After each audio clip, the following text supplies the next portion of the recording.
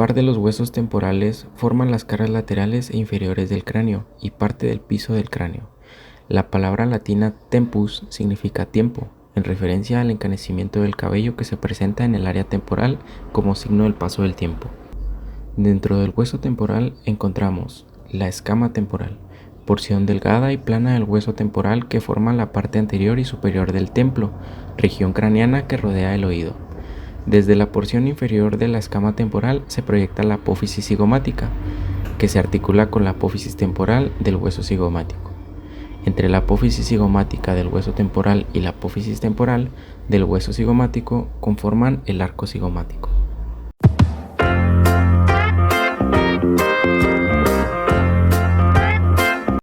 En la superficie posterior e inferior de la apófisis cigomática de cada hueso temporal se advierte una depresión que se denomina fosa mandibular. Por delante de esta fosa existe una elevación redondeada, el tubérculo articular. La fosa mandibular y el tubérculo articular se articulan con el maxilar inferior para formar la articulación temporomandibular.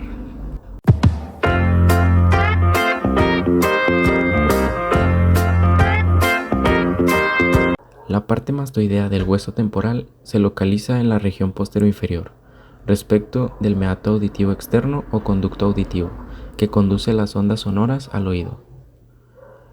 La apófisis mastoides es una proyección redondeada de la parte mastoidea del hueso temporal, localizada en la región posterior-inferior, respecto del meato auditivo externo. Es un punto de inserción para diversos músculos del cuello.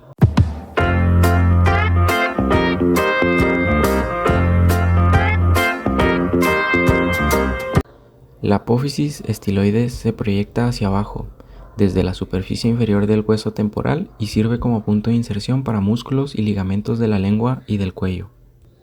En el piso de la cavidad craneana se encuentra la parte petrosa del hueso temporal. Esta zona triangular, localizada en la base del cráneo entre los huesos esfenoides y occipital, aloja al oído externo y el oído medio, estructuras que, como mencionamos, están relacionadas con la audición y el equilibrio.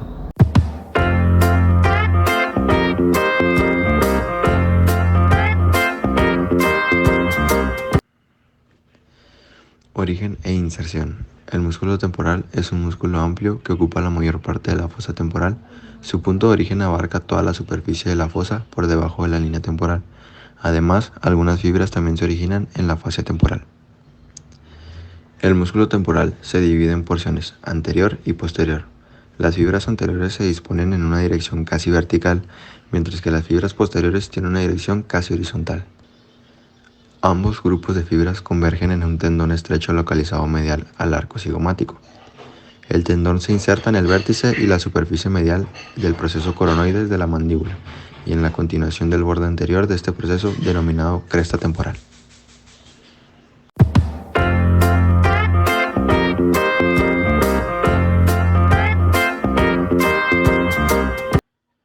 Relaciones.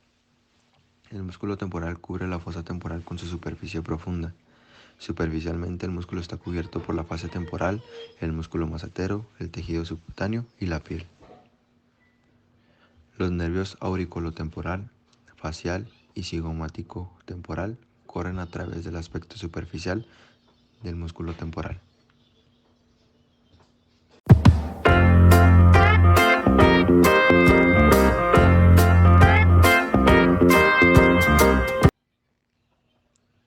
Inervación.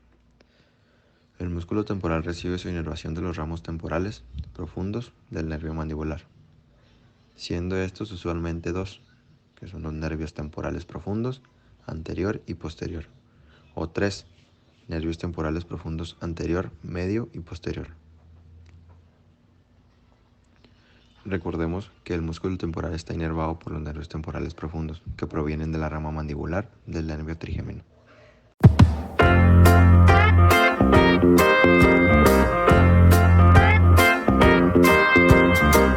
Articulaciones. El hueso temporal se articula con otros huesos planos del cráneo en las articulaciones llamadas suturas. La sutura occipitomastoidea separa posteriormente la porción mastoidea del hueso temporal del hueso occipital. La sutura escamosa separa la porción escamosa del hueso temporal del hueso parietal posterior y superiormente. La sutura esfenoescamosa separa anteriormente la porción escamosa del ala mayor del hueso esfenoides. Y la sutura cigomático-temporal separa el proceso cigomático del hueso temporal, temporal del cigomático, formando el arco cigomático.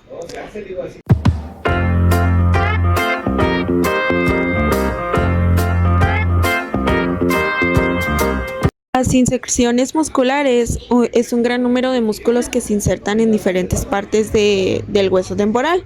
Insertados en el proceso estiloides están los músculos estilofaringeo, estilogloso y el estiloideo.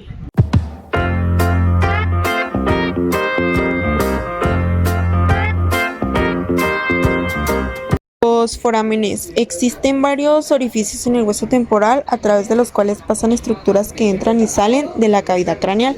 Anteriormente, el hueso temporal forma el límite posterior del foramen lacerum, a través del cual pasa el nervio petroso mayor. El conducto carótido es una vía mediante la cual pasa la arteria carótida interna a través de la porción petrosa del hueso temporal para salir en la fosa craneal media. El orificio auditivo interno es otro conducto que pasa a través de la porción petrosa del hueso temporal entre la fosa craneal posterior y el orificio auditivo externo. Pasa a través de este orificio el nervio facial, el nervio vestíbulo-coclear, la arteria laberíntica y el nervio vestíbulo-coclear termina en el hueso temporal. El nervio facial continúa hacia afuera saliendo del hueso temporal a través del foramen estilomastoideo. Hay otras estructuras que pasan a través de este orificio. Estas incluyen 3 de los nervios craneales: el nervio glosofaringeo, el nervio vago y el nervio accesorio. La arteria meningea posterior también pasa a través de este orificio. También existen algunos orificios menores en el hueso temporal. Hay 2 hiatos a través de los cuales los nervios petroso mayor y menor salen del ganglio geniculado en el conducto facial. También hay un foramen mastoideo a través del cual pasan las venas emisarias y algunas veces una rama de la arteria occipital.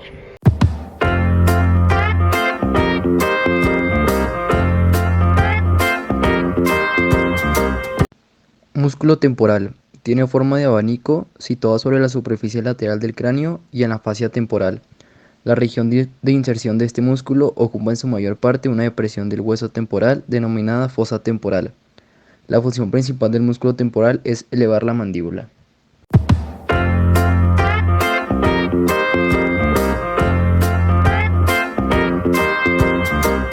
Digástrico. Tienen 2 partes, un vientre anterior y vientre posterior.